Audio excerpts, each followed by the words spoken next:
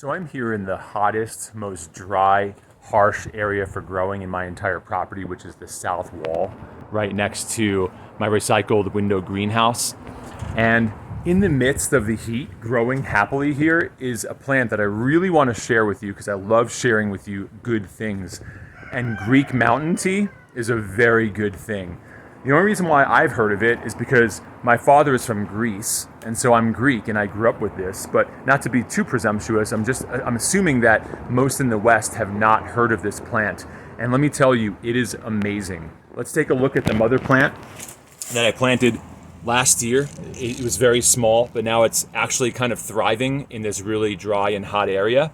This is 1 year in, and I took my first batch of dried tea right here. And I'm just really excited to have this growing on my own property.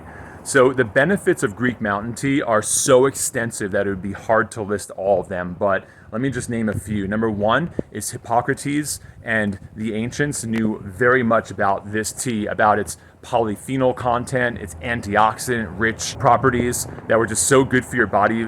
They just assumed that it was strengthening towards the body, and it is true. Its high iron content battles anemia. It is notoriously used for colds and flu and coughs. It is amazing for the digestive system. All around medicinal plant. They are even studying this now for neurodegenerative diseases like Alzheimer's around the world, and it's showing much promise. It's also great for ADHD, for depression. Another amazing benefit of this plant is that it tastes amazing. It's like one of my favorite teas.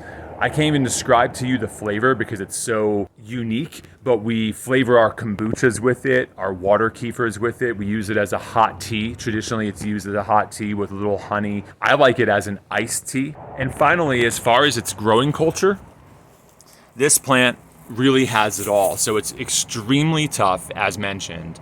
It does not prefer amazing soil. In fact, it seems to do even better with poor soils. So it's really ironic because it provides you with lots of nutrients, but it really does not need nutrient-dense soil. It does not need fertilizer at all. And as long as you can find a nice sunny spot for it, it should be happy. This plant is native to Greece in the high mountains, like Mount Olympus, where the weather can be pretty harsh. Now, because this plant is very little known, like in the West, when I do my research, it shows to only be hardy at zone 8 or 9, but I'm finding that to be totally untrue because this has overwintered at my house here, albeit it's against the south wall, so it's a little bit extra protected.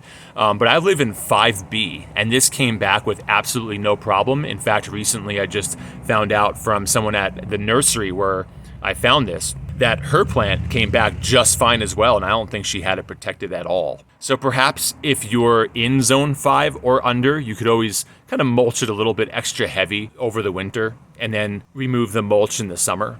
But definitely let those leaves poke through because they do like to stay evergreen and continue to absorb all the sun's goodness. So that's it for now. I really hope that you can research and you can try growing this plant yourself. Greek mountain tea. Enjoy.